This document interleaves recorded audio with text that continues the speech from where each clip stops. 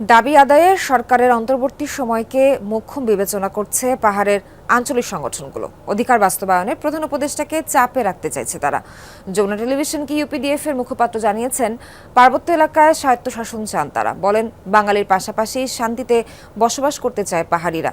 সেজন্য এক দেশ দুই আইন প্রতিষ্ঠা করতে চান। খাগড়াছড়ি থেকে ফিরে আহমেদ রেজার রিপোর্ট, ছবি তুলেছেন লুৎফর রহমান। Peanut butter ও ভিটামিন ই সমৃদ্ধ Lily glam beauty soap. Lily, always beautiful.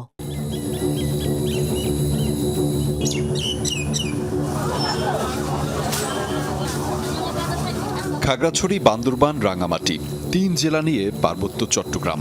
২০২২ সালের জনশুমারি অনুযায়ী এখানকার মোট জনসংখ্যা প্রায় 18.5 লক্ষ। এর মধ্যে অর্ধেকের বেশি বাঙালি, 9,22,000। বাকি 9,20,000 বিভিন্ন ক্ষুদ্র নৃগোষ্ঠীর। মাঝে মধ্যে অস্থিরতা দেখা দিলেও দীর্ঘ সময় একসঙ্গে বসবাস এই পাহাড়ি বাঙালির। সম্প্রতি দেখা যাচ্ছে নানা ধরনের সংঘাত, সহিংসতা, যাতে উদ্বেগ বাড়ছে উভয় জনগোষ্ঠীর মাঝে। পাহাড়ি বাঙালি তো সংঘর্ষ হয়েছে, এখন ভয় লাগছে আর কি। ঘটনা যে হয়েছিল এখন মানে আমাদের পাহাড়ের একটা বই এখন ওই বাজারে মানে যেতে চাই না। এখন মানে পুরো গ্রামে মানে আতঙ্ক ছড়িয়ে পড়ছে আর কি। দেখছি এভাবে দেখিনি কোনোদিন, এরকম দেখিনি। আগে দেখলো আমাদের সামনে যে এভাবে কোনোদিন হয় নাই। এমন পরিস্থিতির কারণ জানতে ইউনাইটেড পিপলস ডেমোক্রেটিক ফ্রন্ট বা ইউপিডিএফ এর এক সমন্বয়কের সাথে যোগাযোগ করি আমরা। নিরাপত্তা কৌশল অবলম্বন করে তার কাছে পৌঁছাতে নির্দেশনা দিতে থাকেন অঙ্গমার্মা। খাগড়াছড়ি শহর থেকে পানছড়ি প্রায় 15 কিলোমিটার দূরে আমরা এসেছি। ইউপিডিএফ এর একজন প্রতিনিধি, তিনি আমাদের সাথে কথা বলবেন। আমরা যাচ্ছি এখনো ভিতরে, এবং সেটি ছোটনালা ব্রিজ পার হয়ে। দীর্ঘ যাত্রা শেষে ইউপিডিএফ এর এই নেতার দেখা পাই আমরা। বললেন, রাজনৈতিক কৌশল আর অধিকার বাস্তবায়নের জন্যই এই সময়টিতে সক্রিয় হয়েছেন তারা।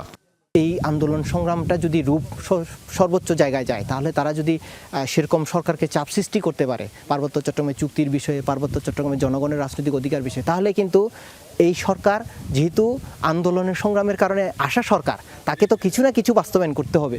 সেই দিক থেকে মনে হয় এইসব আন্দোলন সংগ্রামের জায়গা থেকেই মূলত ভিন্ন একটা জায়গায় পার্সপেক্টিভ তৈরি করে কিন্তু এই ঘটনাগুলো হচ্ছে। আইএলও কনভেনশন অনুযায়ী কোনো গোষ্ঠীকে আদিবাসী বলা হলে স্বায়ত্তশাসন দিতে হয় তাদের, যা বাংলাদেশের সংবিধান বহির্ভূত। এ বিষয়ে জানা আছে অঙ্গমার্মার। তবুও আদিবাসী শব্দকে এনজিও টার্ম উল্লেখ করে তিনি চাইলেন এক দেশে দুই আইন। সাধারণ জনগণ মনে করছে আদিবাসী হলে আইএলও কনভেনশন অনুসারে তাদের যে ভূমি অধিকার, তাদের যে রাজনৈতিক অধিকারটা দিতে হবে, সেটা মানে ইউএন সিগনেটরি দেশ হিসাবে স্বায়ত্তশাসিত অঞ্চল থাকবে এটা। হ্যাঁ, সেরকমই। আপনি এক দেশের মধ্যে মানে দুই ধরনের আইন চান? আমাদেরও এটা একটা প্রতিষ্ঠান, যেটাকে আপনাকে সাংবিধানিকভাবে স্বীকৃতি দিতে হবে, সাংবিধানে তৈরি করতে হবে।